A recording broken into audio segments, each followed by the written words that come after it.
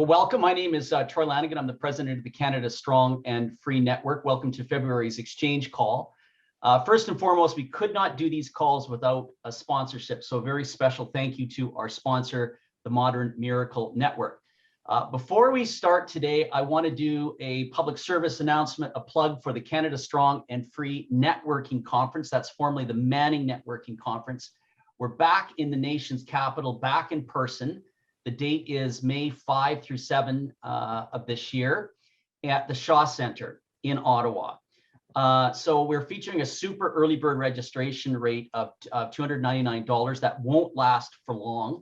I'll ask Zoe to please put a link into the chat for registration for that. Also, we're looking for volunteers. So if you have a few hours that you can give us at that event in Ottawa in May, we'd really appreciate it. And you get to see the rest of the conference at no cost. And we also have a dinner and a little gift voucher for you as well. So we need about 25 people to run that conference smoothly. And thanks for your consideration on that. Okay, on today's exchange call, we will let the chat function run today with the usual reminder that we'll remove anyone that's posting objectionable comments. The chat is for commentary and networking. I'm sorry for those that you don't like it. If we take the chat off, I get people calling me, why have you put the chat on? The Q&A box is for questions. We'll try and get to some questions today, but make sure that you put those at the bottom of your screen in the Q&A box.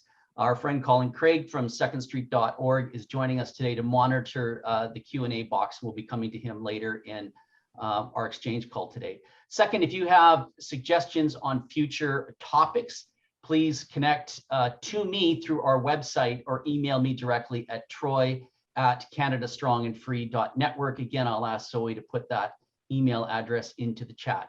Finally, this Zoom call will be recorded and posted to our website within the next 2 hours or so after the call is over. With that, I'm going to welcome our panelists today. We are hoping, I don't think he's on yet. I'm just looking. Christopher Fellner, he's the Managing Director of Environment and Policy and Public Health Institute from Stockholm, Sweden. Irvin Studin is the President of the Institute for 21st Century Questions and also the editor of Global Brief magazine. Candice Malcolm is the founder and editor of True North. And John Williamson, a member of Parliament for New Brunswick Southwest. You can read more about them, details of their bios on the website. So the talk today is about getting to the end of COVID restrictions, but it's impossible, obviously, to ignore the very tragic events that are unfolding in Eastern Europe. I haven't had a chance to look at the news today, but I know the parties were meeting at the Belarus border to try and reach some agreement. I think that broke off and that nothing has happened or developed to date. But I am going to do a question to each of the panelists to discuss this. I'm going to start with you, Irvin, because you've actually written a book on Russian strategy and policy. And I guess the million-dollar question is, why is Putin doing this? Has he miscalculated? And I think now in the last couple days, should we take the nuclear threat seriously? So I'll turn those easy questions over to you to start the discussion. Thanks so much, Troy and colleagues, for having me, and welcome everyone. It's tough to say what's in the man's head, but my suspicion is that he has two audiences, the primary one of which is the Russian people, the Russian population, and the secondary one of which is us and Ukraine. Start with the first audience, the domestic audience. Putin is approaching the end of his reign, and so we might appreciate this as a fin de règne kind of biblical action to really inject energy, as the Russians see it in their brand of thinking, into a system that is stagnating in the biggest country in the world. Russia's got 14 land borders, 3 maritime borders, extremely complex, but it's a young country. So they run out of ideas, and when they can't inject the energy domestically, they look outside. And having injected themselves in the Middle East and Syria and Crimea and Ukraine, the bigger trophy now is all of Ukraine, to feed back an energy loop into the Russian system so that Putin doesn't pass on to his successor, whoever that is, a system that will disintegrate. And that is a real problem. So that goes to your second question about the nuclear option. The real worry is that Russia disintegrates along with Ukraine. And if Russia disintegrates, then Ukraine disintegrates. There's no other way. It's as if the United States were to disintegrate, it would probably take parts of Canada with it. So our challenge in the West is, and particularly in Canada, is to help Ukraine as much as we can. But the ultimate solution is an equilibrium between the two, where both survive as standing concerns so that Europe survives and other continents. Otherwise, we have a centuries-long problem. I don't think the nuclear option is a serious threat. Okay, I had a European specific question, but our guest from Sweden hasn't arrived yet. Hopefully we'll be able to get back to him. But John, I'll maybe just jump to you. Canada has the second largest Ukrainian diaspora in the world. So it's obviously an important issue to this country. We've seen it in the news. There's been huge rallies held right across the country. I want to ask you how you assess the government's response. What else could and should we be doing? And I also want to ask you, because I know you have some background in the energy issues as well, and that is, as well, all of this is going on, are we actually in Canada buying oil and gas from Putin's Russia right now? Yeah, thanks, Troy, and thanks to everyone for being here. I've watched in the past, and it's great to be on as a guest. A couple comments, and it's not just, first of all, yes, the Ukrainian Canadians are an important part of the country, but I brought it out actually. I think we've got so many citizens whose ancestral homeland is Eastern Europe, and they're also very much impacted by this. These are the sons and granddaughters of people who witnessed the atrocities of the Soviet Union, and so the memories of the Soviets and runs, I think, through to today's Russians. I think so far the government of Canada is off is well positioned on this. It's I've noticed the Prime Minister has not been a laggard on this. I think the actions of the Russians have jolted the Western Alliance, unified NATO, and to date, our Prime Minister has been part of the opposition to the Russian invasion, and they started out with allies, and over the weekend we saw the Prime Minister and the government continue to tweak their response, removing Russian Today from or pushing to have Russian Today removed from some of the basic cable packages, which is just nothing but a propaganda network, as well restricting our airspace to Russian carriers, which has also happened in Europe as well, and as well being an advocate for changes to the SWIFT to exclude some payment transfers to and from Russia. So far, so good. But I think, Troy, you kind of pinpointed the real weakness of our response and the West in general, and that is twofold. One, it's the dependence of Europe on Russia for too much energy, particularly natural gas. And here in this country, we've been hung by our own petard in that the government of Canada's policy of limiting hydrocarbons exports from either coast has I think put us in a weaker position, both as a Western alliance and as Canadians' possible response to it. Look, if we had the Energy East, for example, pipeline to New Brunswick, that would be a obvious port for hydrocarbons to get to Europe. Similarly, and this is where fault lies on the U.S. administration, the killing of the Keystone XL, same thing. It is limiting Canada's exports into the United States. And as to your question of buying Russian oil, 2020, it's unclear if Canada, and this really Irving oil, purchased Russian oil, but we have in the past, and we could in the future. And I'm of the belief we should move as a country to prohibit those purchases. United States, they also purchase Russian oil. It's unfortunate Keystone XL was killed because the Keystone XL would offset that. So the West has a lot to do a lot more to do on this file, and I think we're going to see a rethink here going forward in terms of our dependence on Russian energy. John, I don't know if you can answer this or Irvin or who can, but just a technical question. How is it that we close our airspace? How is that possible? How is that enforceable?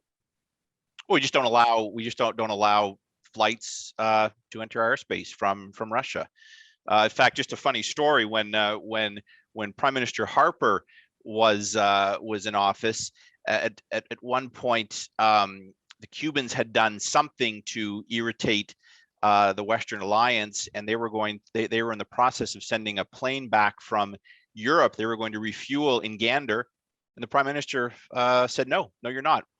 What happened to that plane? I don't know. If it splashed down in the Atlantic somewhere, but nations have sovereignty over their airspace. And if you go on to some of these websites that track flight motions, you will see Russian air carriers having to fly around Europe, for example, and they're having to fly around Canada. Now, I am told this weekend that American airspace is not yet closed to Russians, and an American carrier came over through Maine and then kept going over New Brunswick. Now, I've not independently verified that, but I hear it's all over social media. It's something I'm going to check and raise today in the House, that if we did have a violation, I think Canada needs to respond to this. Okay.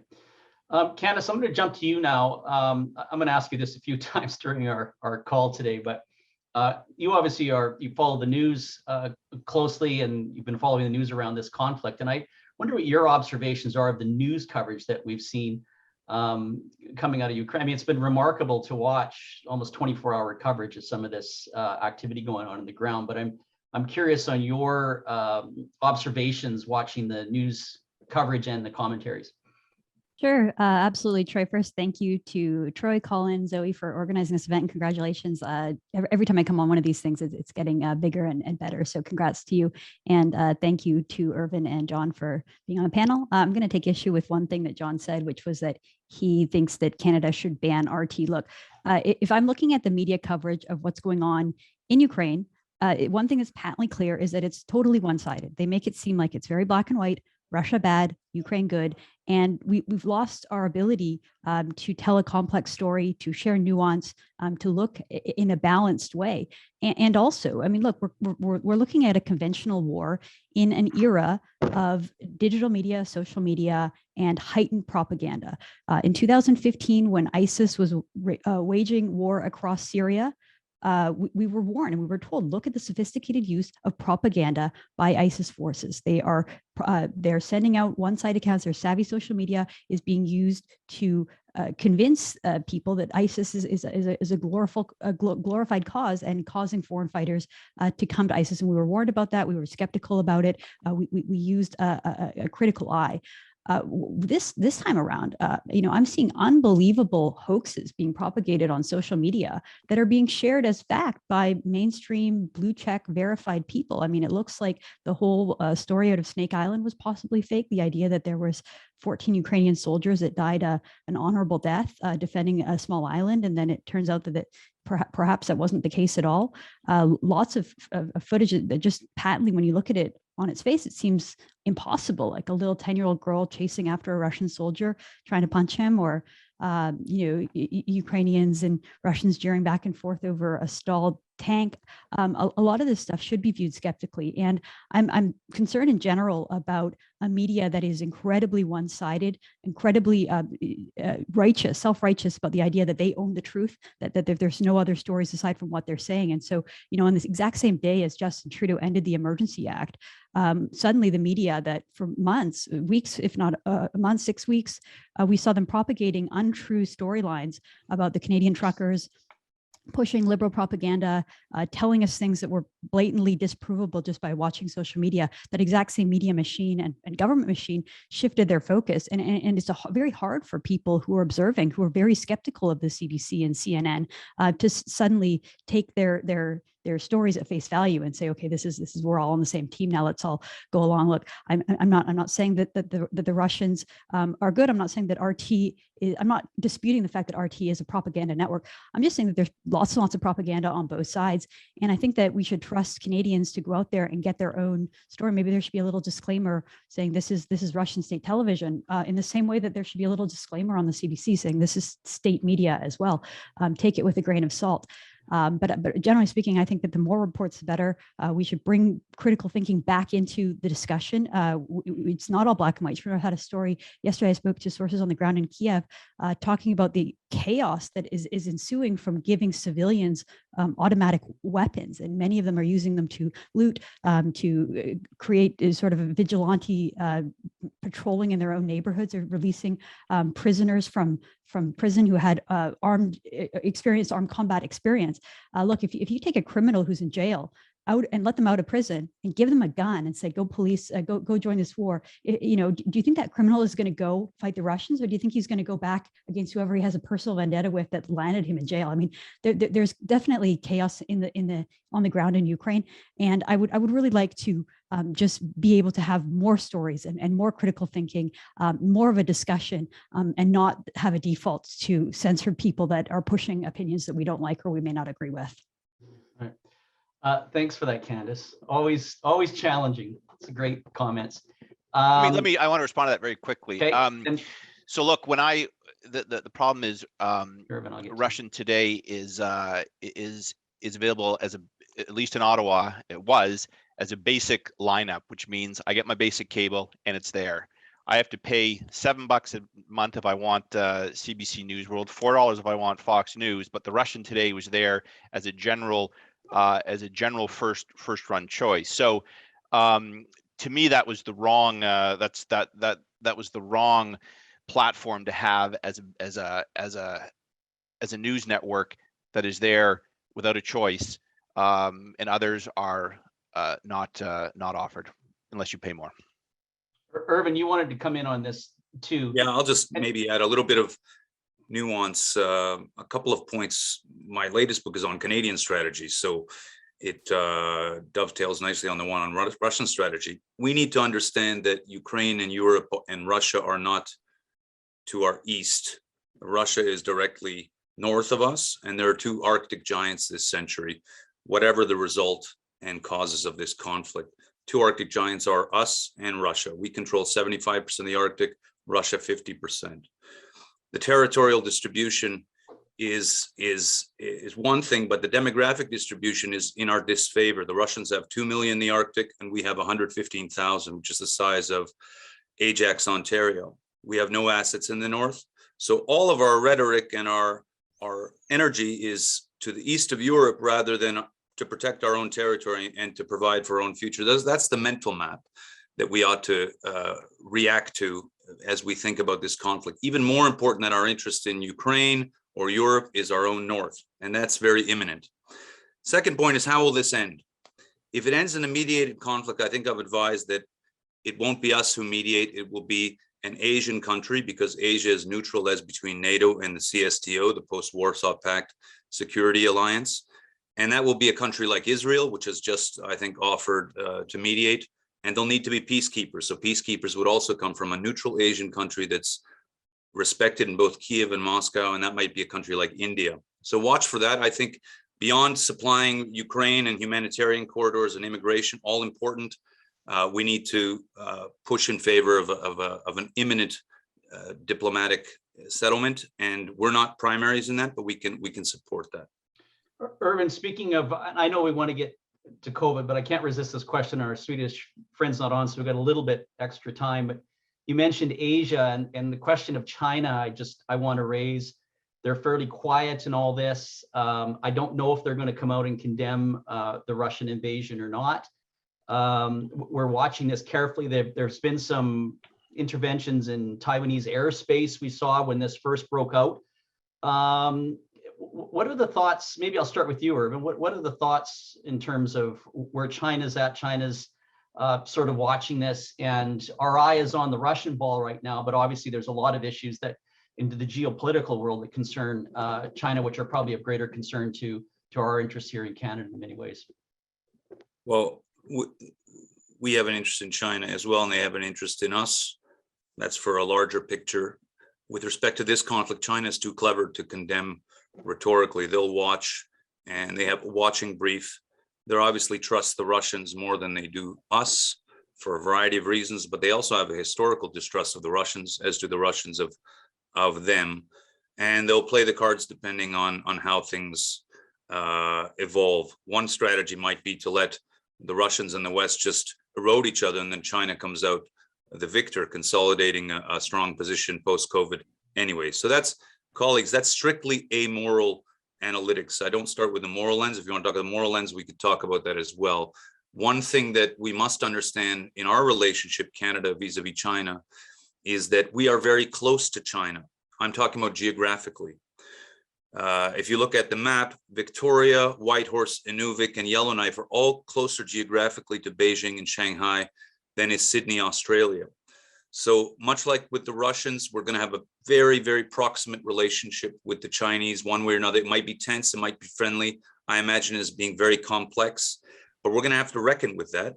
So for those of us in the Toronto, Quebec, Atlantic Canadian orbit, we imagine that America is the future, that our border is the Ambassador Bridge, the Peace Bridge, what have you. Actually, the main axis is the Russia-China axis, and it's close to us. So that means that in the future, the Arctic is huge. That's a big post-COVID play for Canada. And the West is huge, which is related psychologically to the Arctic. So let us imagine a migration of the national imagination, the mental map, towards that Russia-China axis on our own territory.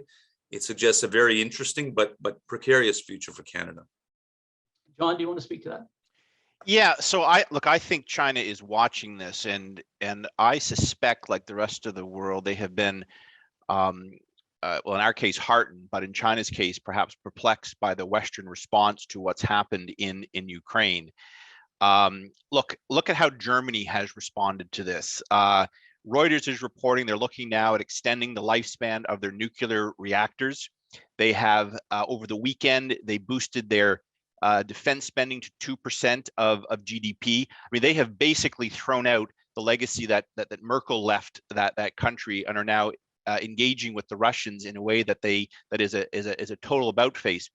So what happens if Beijing tries to make a move for Taiwan? I think it's going to be much more complicated than China thought before this attack on the Ukraine. So I think they're going to learn from this, and I think actually we have to, as an alliance, also begin to prepare for that and begin to make moves that are going to signal that not only will it cost mainland China, it will cost them dearly, and we need to also send signals that we will stand with the free people of Taiwan as well.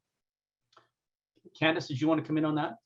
Well, I know that we want to get to the COVID discussion, and so I won't make it too long. I'll just say that there's a couple of pertinent questions that I would like to have asked that I feel like the media are just completely avoiding ask. I know, Troy, you led off this talk by asking Irvin one of these questions. What is motivating Vladimir Putin? Why is he doing this? What is the sort of risk benefit reward analysis that would be done over there? Another question I'm curious about is the timing, because Putin invaded Ukraine 4 days after the end of the Beijing Olympics, and to me those kind of things obviously point to some kind of a broader discussion going on behind the scenes between Russia and China that should be concerning to all of us. So I think, just to hammer on the point I made before, that we live in a world where we've lost objective standards. We've lost the ability to think critically and to understand the incredible nuance at play in its dispute and war like this.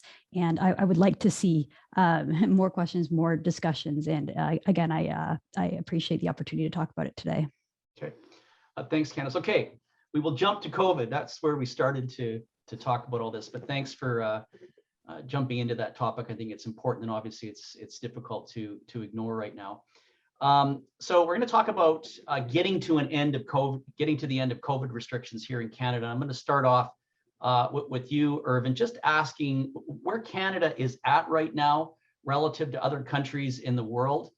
And I also, it's always curious to me, living in a federation, how we have differences even inside our own borders.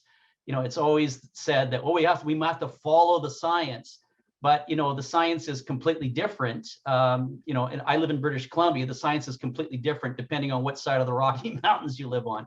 So maybe just talk a bit about where we are in the world relative to other countries removing these restrictions, and a bit about the differences that we're seeing inside our own borders. Thanks, Troy. And I know your listeners have started asking about COVID. I did take a couple of courses in undergrad in British Columbian science. It is very different from suburban Toronto physics. So I appreciate the nuance. I think one of the reasons I'm here is that a committee I co-chair called the the Canada Science and Policy Committee to Exit the Pandemic last week released actually a comprehensive plan of exit for the country. And I'll start with that. Under the aegis of the Institute for 21st Century Questions, we brought together leading scientists and doctors and leading policy people across all the disciplines, across all of our huge country, to map an exit. And the diagnostic for that committee is that when we started in March 2020 in the pandemic, at least in Canada, we all of a sudden declared that the science is in charge, follow the science. Whereas most people would understand that the scientists were at the margins of public policy decision-making for all of Canadian history and to that moment. I worked for 3 different prime ministers, nonpartisan, in the Privy Council office for half a decade. The scientists never spoke, and science was too marginal.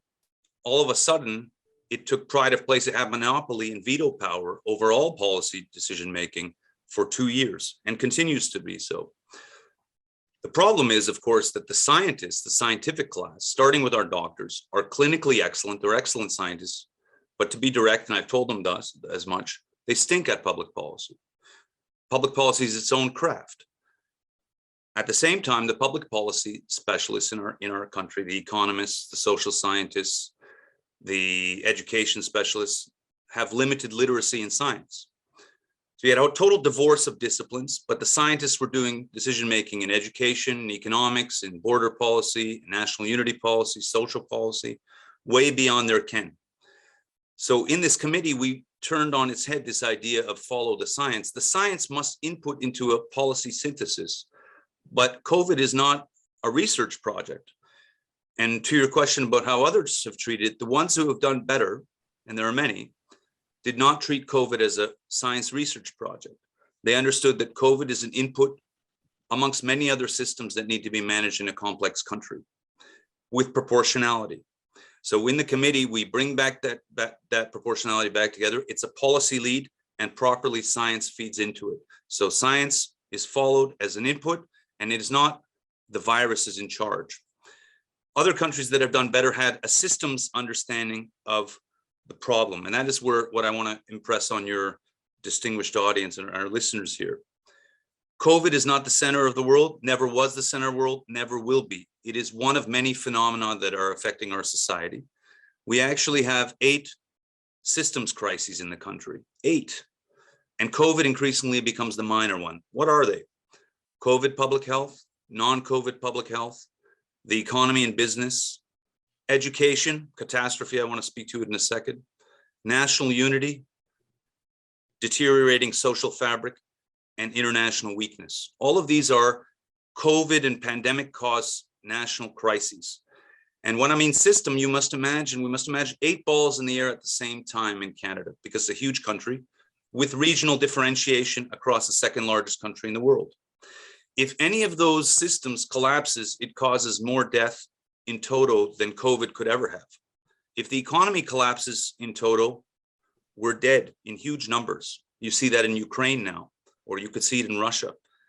If the national unity of the country disintegrates, if Quebec secedes or the West secedes or something else, the country disintegrates. That's much more death in the end than COVID. So all of these things need to be kept at the same time. There can be more an accent on COVID at one point, but the exit, therefore, is not just removing the mask and the mandates. That is all key, but it is on all 8 systems. So the exit plan, I'll feed it to the listeners, is actually an 8x21 matrix that we put together across all the regions of the country. The exit must be extremely high energy. Now on Twitter, we can imagine saying, I'd like to take it gradual, I'm Canadian, let's take off our mask when we feel comfortable. The problem is that if you take off your masks and remove the mandates gradually, there are still hundreds of thousands of businesses that disintegrated. There's still 200,000 plus children across our country who are not in any school at all. We call them third bucket kids, zero school. I mean, they're in the Oliver Twist condition. They're not being homeschooled, pod schooled on the street or somewhere in some dark corners. National unity will continue to disintegrate. So exiting COVID requires on all systems high energy at the front. Mask off, vaccine mandates out, we're into the street, we're rebuilding the country, and we're managing public health as we go with all the other systems. Countries that have understood that, including Sweden, including, by the way, Ukraine and Russia, strangely enough, some of the Northeast and Southeast Asian countries, many countries in the Middle East and Africa and the Americas, they all did not collapse their systems to the same degree. But when we exit, we must imagine it's not a tweet. It is full-on, system-wide exit with high energy because we have a country to preserve. So I can walk through more of that, but that's the introductory remarks. Okay, go ahead, Irvin, because we've got a couple more minutes. I really wish our friend from Sweden was on because I've heard him speak before and he speaks wonderfully to the experience there. But go ahead. I mean, we're interested in drawing on the experience of other jurisdictions in particular. Great. One thing we must understand, so if we were at this level, you can see my hands, I guess, if we're at this level of quality of life and systems well-being across the country in 2019, we collapsed them to this level. That means if we just remove masks or mandates, by the way, I'm for that again, just to be clear, but if we just remove that, we're still at this low level of equilibrium of collapse.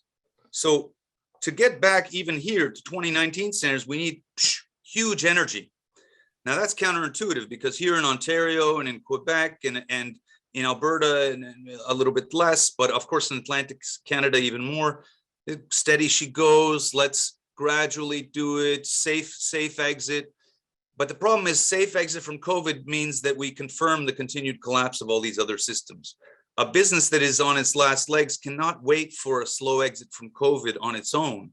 It needs all the energy. Same thing with the kids. So if I take the example of national unity, we collapsed it. All the provinces decided that proprio motu, they could erect provincial borders, which by the way is federal jurisdiction properly. If we exit without taking care of that, we'll still consolidate the disunity of the country. So we need to exit all borders free. If we exit in education just by taking masks off, we'll still have 2 years of lost learning for many kids and university students, and we'll have still many of these kids in the third bucket. So high energy at the front, removal of all borders, kids back in school. In places like Ontario, we've advised for the reinstitution of grade 13s to catch up on schooling.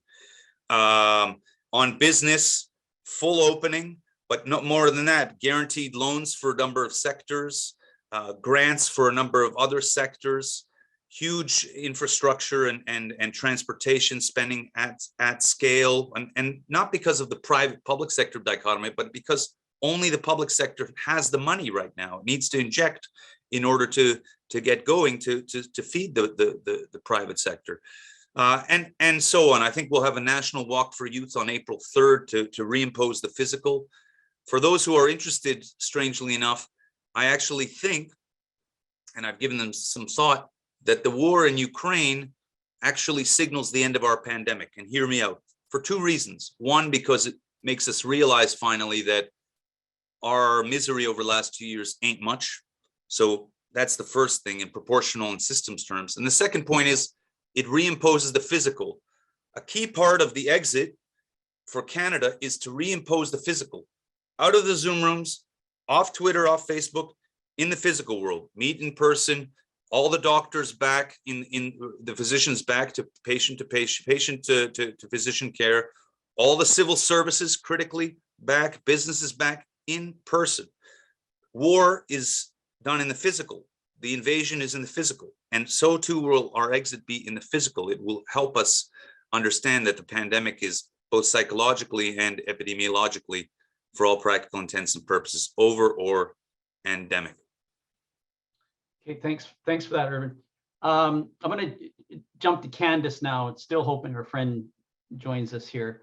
I'm going to switch gears. I'm going to go back to talking a bit about media and observations of how this has been covered. I think, Candace, going back to our time with the Taxpayers Federation years ago, we would always say the media had a bit of a leftist bias, but I think in the last 2 years in particular, I mean, stuff has just completely gone off the deep end. The fear, the isolation that has been created day after day by the mainstream media.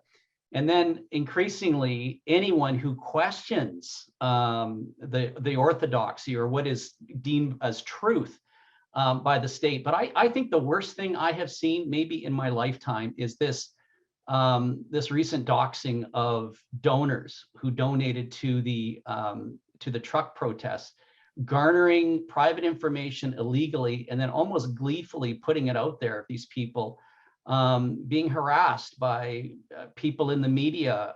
There's been bricks thrown through windows of stores of people that just gave 20, small amounts in good faith. I mean, it is a shocking set of behavior that we've seen here over the last while, and I just it certainly hasn't let up at all. And just your thoughts on that, and what some of the, I don't know if there's a pushback to it or otherwise. I guess the work that you're doing is part and parcel of that, but just get you to speak to that. Yeah, thanks for the question, Troy. I completely agree with the premise there that the treatment of the truckers more broadly and how the movement was immediately discredited and disqualified by the legacy media was something shocking to me, because from my perspective, just watching it, from home, to Irvin's point, I think almost everyone on this call are part of the sort of virtual class of people that coasted through COVID. We didn't have the same hardships. We didn't have to go out and face the real physical world unless we wanted to. And the people who had to go out there day in, day out, keep our supply chains going, keep the food on the shelves, keep gasoline in our tanks, creating the underpinnings of our modern economy, allowing for the virtual class to be able to have their comfortable COVID insulated lives. We're taking a stand. They were saying, we've had enough of being pushed around. We don't want to live under these rules anymore, in quite a valiant and heroic way. What I saw was Canadians coming out in an honest to goodness, positive effort of support, showing patriotism, positivity, happiness. Everyone I was speaking to, all of the reports that I was seeing, people coming in, it was a very positive movement. People lining the highways, lining the overpasses. It was one of the sort of proudest moments for Canadians that I've seen in many years. It reminded me of, actually, I volunteered at the 2010 Winter Olympics in Vancouver, and I was right in the city center volunteering at Rogers Place, it was called at the time, when Canada won the gold medal. And there was just this huge pro-Canadian party that happened afterwards. And the scenes in Ottawa, the kind of celebratory Canada Day-like atmosphere, reminded me of what I saw on the ground. And then juxtapose that with the just complete demonization from before the truckers even set foot in Ottawa. We were seeing reports about how they had been infiltrated by violent extremists, how funding to them was akin to terrorism. Justin Trudeau preemptively saying that he was worried about violence at a protest. And it's so interesting, Troy, because us on the sort of more conservative side of the political spectrum, we're used to seeing large and rowdy protests on the other side, right? Going back to the Occupy Wall Street movement that sort of digressed into these huge street parties that lasted for weeks and weeks, all summer, months. We've seen this kind of stuff time and time again. Two summers ago was completely characterized by Black Lives Matter, a very worthy cause, digressing into violence and looting and arson all across American cities. We saw the same thing happening with the reconciliation protest movement that led to cancel Canada Day calls and toppling of statues. So we've seen the left's protests sort of devolve into chaos and violence, and the media sort of quietly approves or covers it in a positive way. All of a sudden, a group of working class people show up in Ottawa, and it's completely completely demonization to an extent I've never seen before. And to your point, the doxing was just unconscionable. But by that point, Troy, to be honest, so many people following the convoy very closely were so skeptical and so turned off by the media that it was just sort of par for the course. We're just confirming all of our own worst suspicions about the media. So look, I think for the last 2 years, we've seen a media that was willing to just propagandize the word of the government, right? Like we're talking about balancing various interests when it comes to public health. We're very concerned about COVID and the loss of life on that side. However, when it comes to the diseases of despair that have come from COVID, we completely ignore that entire side. Just a couple of quick numbers for you. So in the summer of 2021, July 6th, StatsCan came out with a report that found that 94% of all Canadians who had died of COVID in the year 2020 were seniors over the age of 65. Of those, more than half were 85 years of age or older and were living in a long-term care facility and had serious comorbidities, chronic heart disease, dementia, those kind of things. So people who were already at the end of their life. When you look at the cause of lockdowns and the harms of lockdowns, a StatsCan report also found that lockdowns killed significantly more people under the age of 65 than did COVID. So in a report that came out looking at the numbers between January 2020 and April 2021, concluded that 5,535 Canadians under the age of 65 died of indirect consequences due to the pandemic. And compare that with 1,380 Canadians in the same age group that died because of COVID. So we're talking about 5 times as many younger Canadians, which people who had longer potential life that was ended as a direct response to the overzealous response of COVID. That's just an example of something that you'd have to kind of dig and look to alternative media to find that kind of information, because it didn't go along with the media narrative that we all needed to hunker down together and stay inside and follow these ever-evolving, nonsensical public health orders because we needed to do it for the greater good. The evolving justification for COVIDs and COVID mandates, right? At first, it was like, get vaccinated so that you're protected from COVID and you can go back to normal. Then it slowly evolved to get vaccinated to protect others around you, because somehow being vaccinated is going to stop the spread. And that's the entire underpinning of the vaccine mandate system, right? If you're unvaccinated, you can't go to a restaurant, you can't go to a movie, you can't go to a bar because you could spread COVID. Well, the creation of the Omicron variant, or the appearance of it, completely dispelled that. Everyone in my household were all vaccinated, and we all got COVID over Christmas. We got Omicron. So vaccination didn't stop didn't stop Omicron from spreading, and so the justification in the media shifted again to get vaccinated to protect our healthcare system. So all of this is just to say that there's been a total lack of critical pushback from the media. The role of the media, in the way that we understand it, is to hold the government to account, ask them tough questions, try to poke holes in their theories. But when it came to public health, it was like you couldn't poke holes in their theories. And this is all underpinned again by social media. The idea that if you question the lab leak, you get banned from Twitter and YouTube. If you did anything to undermine the narrative that you should get vaccinated, you get banned from Twitter and YouTube. And then, a few months later, the story changes, and now you're allowed to talk about lab leak because that's the ongoing theory. And, people who were asking questions about Johnson & Johnson or AstraZeneca, well, all of a sudden those vaccines at various times have been pulled because we're told all of a sudden they're unsafe. It's like, we keep getting constant change of information. And every time one of these things happens, it erodes trust even further in an already very discredited institutions of both media and government. Well, let me ask you, Candace, would this change, would the media be any different if not for the 600 some million, I think it's up to now, in subsidies that have gone to the media? I mean, I almost feel it's so over the top right now that these media outlets should register as political action committees. I mean, I don't know how else to describe it. Sure. And that's on top of course, CBC getting what, $1.2 billion in subsidies. So you're closing in on $2 billion in subsidies to these various media outlets. And honestly, there's even more than that, because there's all kinds of various other types of funding that goes through the Canadian Heritage Department. Of course, Troy, follow the money, right? Irvin's a follower of sort of any kind of foreign policy, like insurgency group. The main thing is like cut off the bloodline, cut off the money supply when it comes to terrorism, when it comes to fighting insurgencies. It's the exact same thing with our institutions in Canada. And True North, I often get asked this question. I just got asked by a journalist, who funds True North?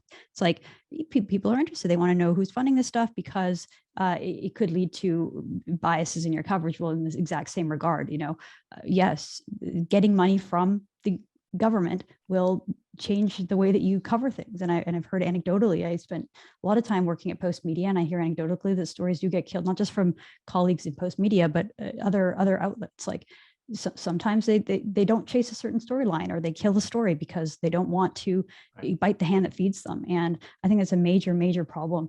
I think that media is already facing a crisis of authority and just the ability to neutrally tell a story. We're living in like a post-truth world where there is, there's a lot of gray area. And I think just the very fact, Troy, that happens, that the CBC is getting that much money and that the Post Media is getting funded, getting propped up by the Trudeau government is a huge conflict of interest. I hope that whoever leads the next Conservative Party addresses this issue, because it is a huge problem for the credibility of the entire industry. Look, it's great for True North. We get a lot of people coming over interested in hearing the other side of the story. Just to answer my own question earlier, we're funded by small dollar donations from Canadians from coast to coast. We've got tens of thousands of people who give us, anywhere from $5 to $500. That's the majority of our funding. And Canadians want a different side of the story, and they come to True North to get it. Before we go to John, and we're going to get to John in 1 second, Urban, you've got your hand up. You wanted to. Yeah, just a quick point on top of Candace's excellent intervention. And Troy, I think one dimension of I don't want to call it the media space, but other countries that dealt with this pandemic better than that's called the information space. How Canadians get their information, purvey information, also purvey information to decision makers like the Prime Minister and Cabinet, federal, provincial and territorial premiers and cabinets, in order that they not make terrible mistakes. How do we do that? Well, our current tragedy, I think, is actually less the subsidies for different media and the fact that social media has transformed the way those legacy media operate and the way we interact with our own reality. And the problem is, to be direct, that we Canadians cannot tell our own stories. We cannot report our reality on the ground because everything is through the medium of American-run social media. And good on the Americans, they're brilliant. It's their industry and capital that has made Twitter and Facebook and Instagram. But we come in as a big country. I think Canada's a big country, but with small demography at the margins of these social media operations. And if a social media operation all of a sudden says that the pandemic is the only crisis in the world, and within the pandemic, only vaccination or only COVID counts or only whatever the vocabulary, wherever the construct, whatever the cadence, we are dominated by that. We are term takers on those social media. The same thing with operations like the National Post or CBC or Globe and Mail, or almost all of them. They end up taking their cues from what's popular on these social media. And when CBC does television, they always have an eye on whether something gets tweets or retweets. So that corrodes the vocabulary, that corrodes the thinking. And in the end, we have things like at the nadir of the pandemic in April of 2020, we had the massacre in Nova Scotia, and the country was not mobilized. The country was psychologically not mobilized to recognize this in a way that was completely divorced from what happened in 1989 when the Code Polytechnique happened. That commanded a policy imagination for 25 years. But if you were to ask my neighbors in the suburbs of Ontario what they thought of the Halifax massacre, they wouldn't have even known it existed. Why? Because social media was talking about something else at that time. And all the more so during the pandemic, we were not able to tell the fact that school closures led to tens of thousands of kids leaving school altogether. Businesses disappeared because they didn't appear on the social media feed, which was not controlled by us. So that's something to keep in mind for tomorrow. If we want to really be a serious country, we need to run our information space. What that looks like is for discussion. Okay, thanks, Urban. We're going to get to John. John, I know you probably want to comment on a couple of the things you've heard, but the question I want you to address also is the whole sort of erosion of the state of democracy in our country. I mean, it seems to me, and I'm sure I'm not the only one that wonders if we are just simply being governed by press conference in front of Rideau Cottage, because that's how it seems all decisions are being made in the country. We don't have budgets. Parliament seems to not be meeting on a regular basis. I don't understand how we have an Emergencies Act implemented before it's debated and voted on. I don't understand what the heck is going on here. So you may want to comment on some of the stuff you've heard, but I want you to address this complete erosion of democracy that we've witnessed over the last couple of years. So I think it's a great question. Now there's a lot to cover here. You know, my view was 2 years ago, there was out of the gate a panicked overreach in terms of our response to COVID. Now there was a lot of uncertainty. So Parliament was trying to find its feet in all of this. But you'll recall 2 years ago, the government's first response was to propose legislation that they wanted all party support from just 30 MPs that were in the House. I was one of them. That would allow them to tax and spend, issue debt, and impose any taxes they wanted until the end of 2021. So 2 months ago. Fortunately, there were enough of us in the House that opposed that, and instead worked with the government on a project by project or bill by bill basis. But you're right. You know, Parliament really was not functioning as it should. My colleague Michael Chong and I wrote a piece in Maclean's arguing that Parliament should continue to sit. But again, as we went through this, we needed all party support to make that happen. So we fell back to this bill by bill. And it was not in the Prime Minister's interest to have Parliament sit. Look, I've worked in the Prime Minister's office. I've sat on the government bench. Parliament is there to hold the government accountable. So the longer the Liberals and the Prime Minister could avoid hearing from Parliament, that actually served their interest to take questions from the media as opposed to Parliament. You know, some will say that we didn't do our job, but I would juxtapose that with both the media environment as well as the environment from most of elite opinion in this country was to kind of hunker down as a country. And in many areas, I think a lot of Conservative MPs made the case that we in fact went too far. You know, as a party, it was very difficult for us to communicate our opposition to mandates, which is a fancy way of saying forced vaccines, or that people shouldn't lose their job if they didn't take the vaccines when there were workarounds. And look, back home, I argued first that you shouldn't lose your job, but if you did, you shouldn't lose EI. And I was amazed at the Republic response I had from that. People writing me, Canadians, saying, well, not only should you lose your EI, you should lose your Medicare card. There was a public appetite out here for compliance. And I think it's one that has now been broken.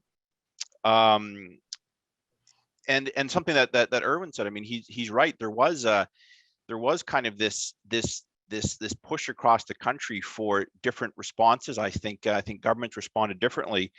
And as I looked at it, look, I saw that in my home province, New Brunswick, if you were from Western Canada or Central Canada, you were not getting into New Brunswick. It was illegal. You know, for a time, our charter was on vacation. And the fight we have now is to make sure it's not a sabbatical. And the Emergency Act feeds into that, and I'll come to that in just a second. Now, I happen to believe in borders. I believe in borders of nation states, and I also do tilt towards provinces making some of these decisions versus the federal government. But as a Canadian, I was surprised by the fact that I had to prove that I was a New Brunswick resident to go home, and every time I did, I had to self-isolate for 2 weeks. And I probably hold the record in New Brunswick for the most. Actually, I shouldn't say that. There are a lot of workers who worked out of New Brunswick, but I self-isolated for five times over the course of, I think, 14 months. Every time I went home, and that was doing my job in Parliament. You mentioned the Emergencies Act. I mean, to answer your question very, very quickly, Troy, the Emergency Act allows the law in the books that was passed in 1988 by the Mulroney government allows for the federal government to invoke it without a vote in Parliament. All Parliament does is to ratify it within 7 days after it is invoked, and that is what the House of Commons did last week, a week ago today, and 2 days after that, the Prime Minister ended the Emergencies Act when it appeared that the Senate vote was going to be up in the air. But I think I'd be remiss if I didn't make 2 points. First, on the media. I actually don't, I don't oppose, pardon me, I don't support the subsidies. I think they are wrong. I think they are corrosive on the media. I think they should go. But it's deeper than that, because I found myself in a position where I was on one side with the New York Times, with the Financial Times, with the Economist. These are all small L liberal, left of center publications in opposing the Emergency Act, and Justin Trudeau was on the other side. There was a fascinating breakdown where you had small L liberal members of the Canadian or Canada's National Press Corps who were actively shooting at, going after the Times on Twitter for getting it wrong. But as I look back and look at this and conclude, well, if all of these international publications, from the Australian to the Wall Street Journal to the 3 I just mentioned, are in fact saying this was a suspension of civil liberties, why are our reporters not able to say that as well? I watched CBC At Issue panel the other day, and Chantal Hébert said, when conservatives say civil liberties are wrong, they're living on another planet. And for the press not to be able to admit that in this country, that is what the Emergency Act does. If the government can seize your bank account without any judicial oversight, without even a criminal charge being laid, that is a gross violation of our rights. Yet it was permitted to pass and to be and to largely be reported on uncritically by the Canadian press. Now there were exceptions. Candace, I think, has done a great job. Her network. I've caught a couple of the commentaries she's done with Jonathan Kay, my former colleague at the National Post. Rebel News was there as well, and there was some critical view. And I mean, I actually think social media played a role in I think dispelling some of the falsehoods that were told by the mainstream press.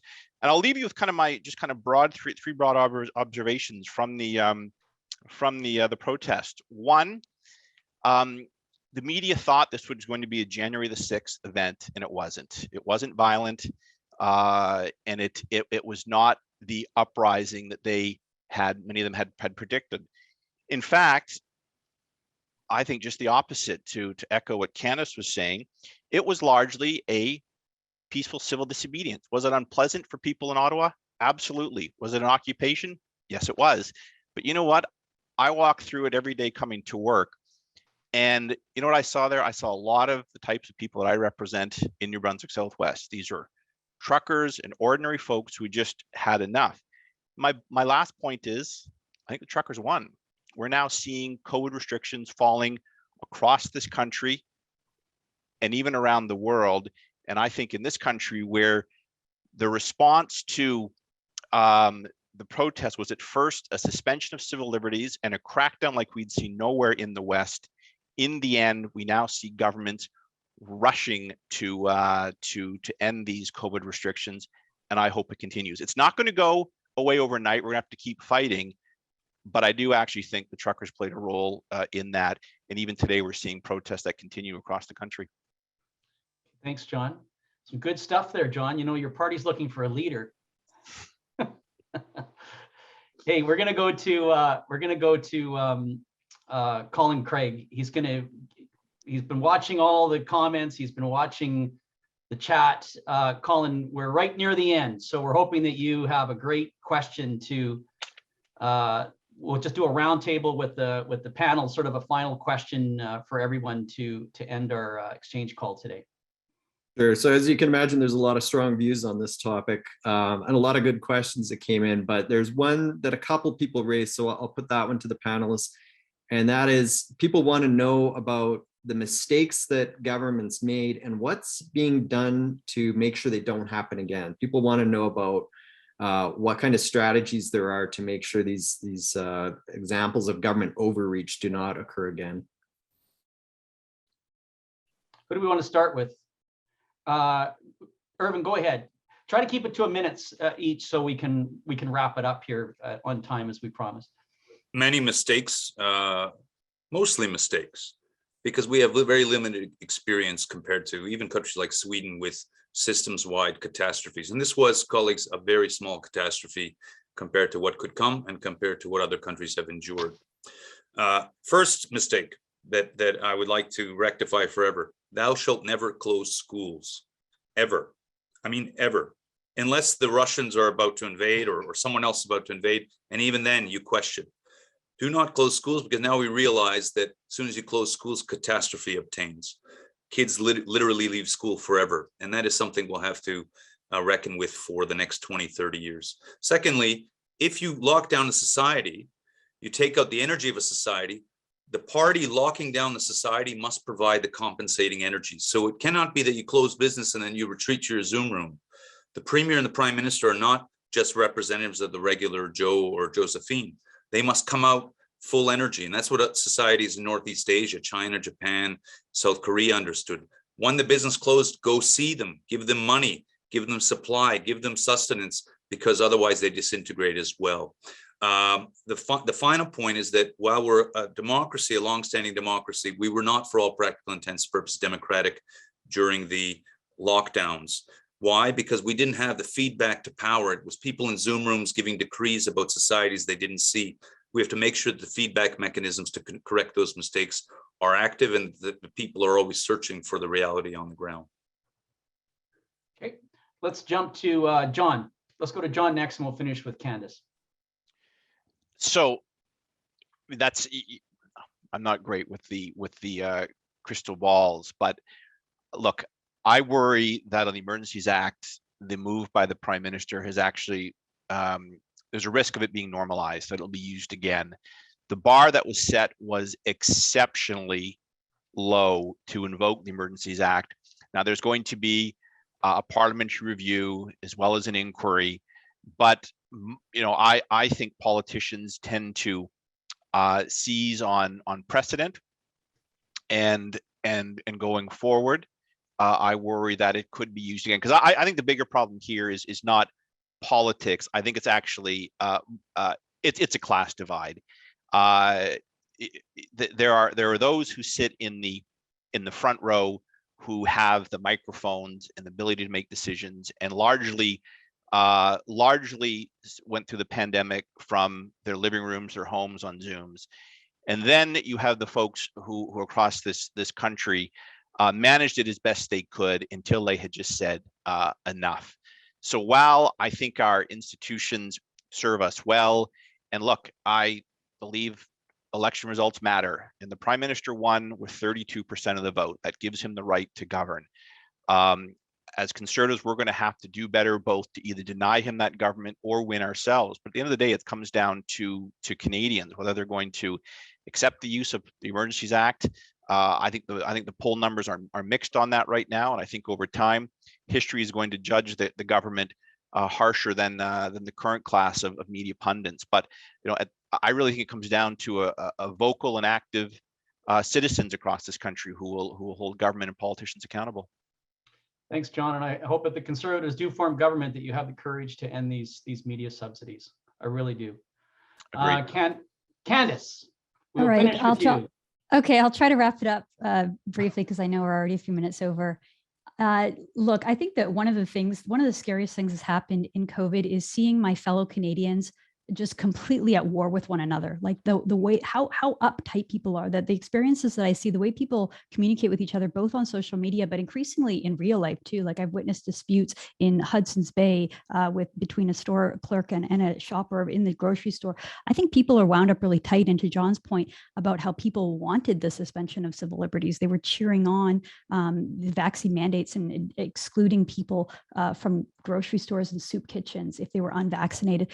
We've got a very, very divided country. I blame the Prime Minister for some of it, for exploiting these, but the rest of it really comes down to a divide in public opinion and the way that people view the risks and safety risks inherent in life. And I think that we're sort of at a breaking point. I think the trucker convoy, also to John's point, had some huge victories, not just here in Canada.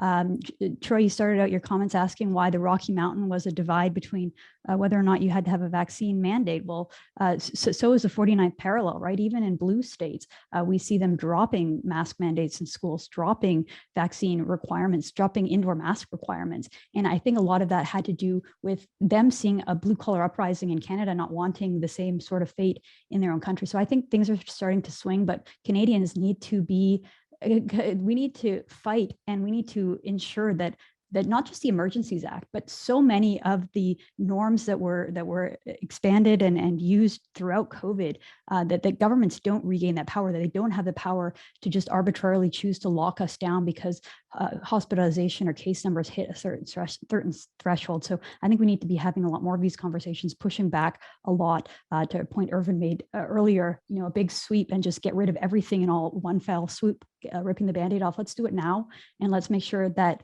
this kind of thing is not able to happen again, because it's been incredibly bad for our charter rights, also bad for the social fabric of our country. Thanks, Candace. Well said. I want to thank you. I want to thank our panelists for an absolutely excellent discussion. Irvin Student is president of the Institute for 21st Century Questions, and also the editor-in-chief of Global Brief Magazine. Candace Malcolm, founder and editor-in-chief of True North. John Williamson, member of Parliament for New Brunswick Southwest. Again, this exchange call will be posted to our website and our YouTube page inside the next couple of hours. A reminder to register to have a look at our conference coming up May 5 through 7 in Ottawa. A special thank you again today to our sponsor, the Modern Miracle Network. We are the Canada Strong and Free Network, and if you appreciate and value the work we are doing, please consider a donation. Thank you to everyone for joining us, and we will see you next month.